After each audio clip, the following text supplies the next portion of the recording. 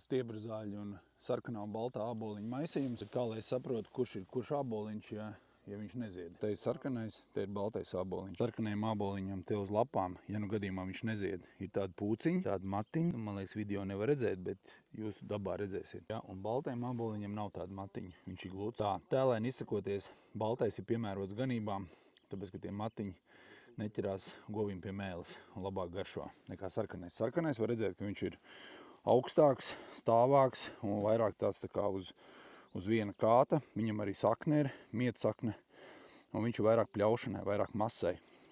Savukārt baltais aizpilda zālāja tos apakšējos stāvus, apakšdaļu. Ja? Vēl baltais ir interesants ar to, ka viņš lien uz priekšu, viņš aizpilda tukšās vietas, protams, arī iesējās, pārsējās, īpaši sausā laikā, tāpēc mums pēc sausuma periodiem baltais āboliņš var būt bišķi vairāk, vai stipri vairāk zālājos nekā pirms tam. Un reku var redzēt, kā viņš lien uz priekšu. Te var redzēt labi tās jaunos dzinumus, kurus viņš te redzēja.